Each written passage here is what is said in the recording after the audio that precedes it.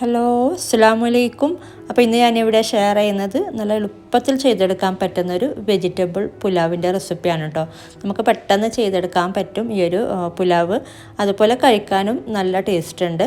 അപ്പോൾ വെജിറ്റബിൾ തന്നെ വെച്ചിട്ട് വേണമെന്നല്ല, നമുക്ക് എന്ത് വേണമെങ്കിലും ഇതിൻ്റെ കൂടെ ആഡ് ചെയ്യാം. അപ്പോൾ നമുക്ക് റെസിപ്പിയിലോട്ട് പോകാം. അപ്പോൾ ഇതിന് വേണ്ടിയിട്ട് നമുക്കൊരു പാത്രം ചൂടാകുമ്പോൾ അതിലോട്ട് കുറച്ച് എണ്ണ ചേർത്ത് കൊടുക്കാം. ഉള്ളിയൊക്കെ വഴറ്റാൻ ആവശ്യത്തിനുള്ള എണ്ണ ചേർത്ത് കൊടുത്താൽ മതി. അപ്പോൾ ഇതൊന്ന് ചൂടായി വരുമ്പോഴേക്കും നമുക്ക് ബാക്കി കാര്യങ്ങളൊക്കെ ചേർത്ത് കൊടുക്കാം. അപ്പോൾ എണ്ണ നന്നായി ചൂടായി വന്നിട്ടുണ്ട്. ഇനി ഇതിലോട്ട് നമുക്ക് സവാള ചേർത്ത് കൊടുക്കാം. അതുപോലെ നമുക്ക് ഇഷ്ടമുള്ള വെജിറ്റബിൾസ് ചേർത്ത് കൊടുക്കാം കേട്ടോ. അപ്പോൾ ഞാനിവിടെ ക്യാരറ്റും അതുപോലെ കുറച്ച് ബീൻസുമാണ് എടുത്തിട്ടുള്ളത്. ഇനി 2 സവാള അരിഞ്ഞത്, അത്യാവശ്യം മീഡിയം സൈസിലുള്ള 2 സവാളയാണ് കേട്ടോ. അതുപോലെ ഒരു 4 5 പച്ചമുളകും കൂടെ ചേർത്ത് കൊടുക്കാം. അപ്പോൾ ആദ്യം ഇതൊന്ന് നമുക്ക് ചെറുതായിട്ടൊന്ന് വഴറ്റിയെടുക്കാം. എന്നിട്ട് ഇതിലോട്ട് ക്രഷ് ചെയ്തെടുത്ത ജിഞ്ചർ ഗാർലിക് ചേർത്ത് കൊടുക്കാനുണ്ട്. അപ്പോൾ ഇത് ചെറുതായി വാടി വന്നിട്ടുണ്ട്. ഇനി ഇതിലോട്ട് നമുക്ക് ജിഞ്ചർ ഗാർലിക് ചേർത്ത് കൊടുക്കാം. ജിഞ്ചർ ഗാർലിക് ക്രഷ് ചെയ്തതാണെങ്കിൽ ഏറ്റവും നല്ലതാണ് കേട്ടോ. ഞാനിപ്പോൾ പേസ്റ്റാണ് ചേർത്ത് കൊടുക്കുന്നത്.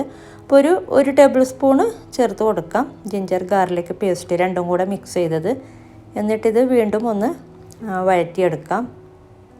1/2 കിലോ റൈസിൻ്റെ കണക്കാണ് കേട്ടോ. 1/2 കിലോ റൈസാണ് ഞാൻ ഇതിന് വേണ്ടിയിട്ട് യൂസ് ചെയ്യുന്നത്. അപ്പോൾ അതിൻ്റെ അളവാണ് കേട്ടോ ഇവിടെ പറയുന്നത്. ഇനി ഇതിലോട്ട് നമുക്ക് വെജിറ്റബിൾസ്, ചെറുതായിട്ട് അരിഞ്ഞ് വെച്ച വെജിറ്റബിൾസ് ചേർത്ത് കൊടുക്കാം.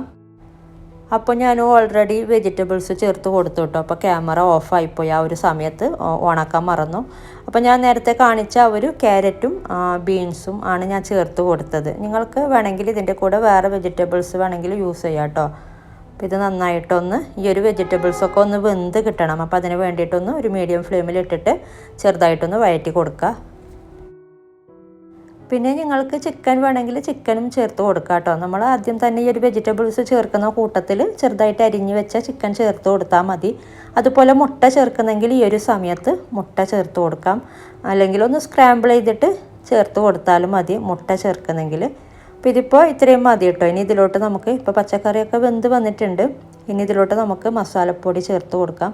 അപ്പോൾ ഒരു 1.5 ടീസ്പൂണ് ഗരം മസാല പൗഡർ ചേർത്ത് കൊടുക്കുന്നുണ്ട്.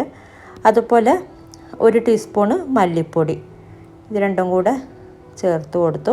ഇനി നമുക്ക് ഇതിലോട്ട് കുറച്ച് മഞ്ഞൾപ്പൊടി, ഒരു 1/2 ടീസ്പൂണ് മഞ്ഞൾപ്പൊടിയും കൂടെ ചേർത്ത് കൊടുക്കാം. എന്നിട്ടിത് ചെറിയ തീയിൽ അല്ലെങ്കിൽ ഒരു മീഡിയം ഫ്ലെയിമിലിട്ടൊന്ന് വഴറ്റിയെടുക്കുക, ഈ ഒരു മസാലയുടെ പച്ചമണം പോകാനായിട്ട്. ഗരം മസാലക്ക് പകരം നിങ്ങൾക്ക് ബിരിയാണി മസാല പൗഡർ ചേർക്കുന്നെങ്കിൽ അങ്ങനെയും ചേർത്ത് കൊടുക്കാം. അല്ലെങ്കിൽ ഇറച്ചി മസാല, ചിക്കൻ മസാല അങ്ങനെ ചേർക്കുന്നെങ്കിലും അതാണെങ്കിലും കുഴപ്പമില്ല കേട്ടോ. ഇനി ഇതിലോട്ട് നമുക്ക് ടൊമാറ്റോ ചേർത്ത് കൊടുക്കണം. അപ്പോൾ ചെറിയ 2 ടൊമാറ്റോയാണ് കേട്ടോ ഞാൻ ചേർത്ത് കൊടുത്തത്. അപ്പോൾ ടൊമാറ്റോ ചേർത്ത് കൊടുത്തില്ലെങ്കിലും കുഴപ്പമില്ല. അപ്പോൾ ചെറിയ 2 ടൊമാറ്റോ നോക്കിയിട്ട് ചേർത്ത് കൊടുത്തിട്ടുണ്ട്. വലിയ തക്കാളി ആണെങ്കിൽ 1 മതി. അപ്പോൾ ഇതിപ്പോൾ ഇത്രയും മതി. ഇനി ഇതിലോട്ട് നമുക്ക് റൈസ് ചേർത്ത് കൊടുക്കണം. അപ്പോൾ ഞാൻ already 2.5 cup 1/2 kilo rice wash ചെയ്തിട്ട് ഒന്ന് സ്ട്രെയിൻ ചെയ്ത് വെച്ചിട്ടുണ്ടായിരുന്നു. അപ്പോൾ വെള്ളമൊന്നും ഇല്ല കേട്ടോ. ഇത് വെള്ളമൊക്കെ വാർന്നെടുത്ത അരിയാണ്. നമ്മൾ നെയ്ച്ചോറിൻ്റെ അരിയാണ് കേട്ടോ. ഇത് ചെറിയ ആ ഒരു അരിയില്ലേ, അതാണ് ഞാനിപ്പോൾ ഇവിടെ എടുത്തിട്ടുള്ളത്. ജീര റൈസ് എന്ന് പറയും ഇവിടെ. അപ്പോൾ ഇത് നമ്മൾ ഈ ഒരു റൈസ് ഇതിലോട്ട് ചേർത്തിട്ടൊന്ന് ചെറുതായിട്ടൊന്ന് ഇതുപോലെ ഒന്ന് വഴറ്റിയെടുക്കാം. അപ്പോൾ നമുക്ക് ഒട്ടിപ്പിടിക്കാതെ ഇങ്ങനെ സെപ്പറേറ്റ് ആയിട്ട് കിട്ടുന്നുണ്ട് വേവിച്ചെടുക്കുമ്പോൾ. അപ്പോൾ അതിന് വേണ്ടിയിട്ടാണ് നമ്മൾ റൈസ് ചേർത്തിട്ടൊന്ന് ചെറിയ തീയിൽ ഇങ്ങനെ വഴറ്റിയെടുക്കുന്നത്. അപ്പോൾ ഈ ഒരു സമയത്ത് തന്നെ വെള്ളം ഒന്ന് തിളക്കാൻ വേണ്ടിയിട്ട് വെക്കണം. അപ്പോൾ ഞാൻ 5 കപ്പ് വെള്ളം തിളക്കാൻ വേണ്ടിയിട്ട് വെച്ചിട്ടുണ്ട് കേട്ടോ. നല്ല തിളച്ച വെള്ളമാണ് ഇതിലോട്ട് ചേർത്ത് കൊടുക്കുന്നത്. അപ്പോൾ 5 കപ്പ്, 2.5 കപ്പ് റൈസിന് 5 കപ്പ് വെള്ളം ചേർത്ത് കൊടുത്തിട്ടുണ്ട്. 5 അല്ലെങ്കിൽ ഒരു 5.5 കപ്പോളം ചേർത്ത് കൊടുക്കാം കേട്ടോ. അപ്പോൾ ഓരോ അരിക്കും വ്യത്യാസമായിരിക്കും. ചില അരിക്ക് വെള്ളം പാകത്തിന് 5 കപ്പ് പാകത്തിനാകും, ചിലതിന് 5.5 കപ്പ് വേണ്ടി വരും. അത് നമ്മുടെ റൈസിൻ്റെ വേവ് അനുസരിച്ച് ചേർത്ത് കൊടുത്താൽ മതി. ഇനി ആവശ്യത്തിനുള്ള ഉപ്പും കൂടെ ചേർത്ത് കൊടുക്കുക. എന്നിട്ടിത് മിക്സ് ചെയ്തെടുത്തിട്ട് ഒരു ലോ ഫ്ലെയിമിൽ ഒന്ന് മൂടി വെച്ചിട്ട് വേവിച്ചെടുക്കുക. പിന്നെ അതുപോലെ കുറച്ച് മല്ലിയിലയും കൂടെ ചേർത്ത് കൊടുക്കാനുണ്ട്. അപ്പോൾ നമുക്കിത് മൂടി വെച്ചിട്ട് ഒരു ലോ ഫ്ലെയിമിൽ വേവിച്ചെടുക്കാം. പിന്നെ ഇടയ്ക്കൊന്ന് ഇളക്കി കൊടുക്കണം. അതുപോലെ മല്ലിയില നമുക്ക് പിന്നീട് വെന്ത് വരുമ്പോഴേക്കും മല്ലിയില ചേർത്ത് കൊടുത്താൽ മതി. അപ്പോൾ ഇടയ്ക്കൊന്ന് നോക്കിയിട്ട് ഒന്ന് മിക്സ് ചെയ്ത് കൊടുക്കുക. പിന്നെ അതുപോലെ നമുക്ക് മല്ലിയിലയും കൂടെ ചേർത്ത് കൊടുക്കാം. മല്ലിയില ചേർത്ത് കൊടുത്തിട്ടില്ല, വേണമെങ്കിൽ ആദ്യം തന്നെ ചേർത്ത് കൊടുക്കുന്നതിലും കുഴപ്പമില്ല കേട്ടോ.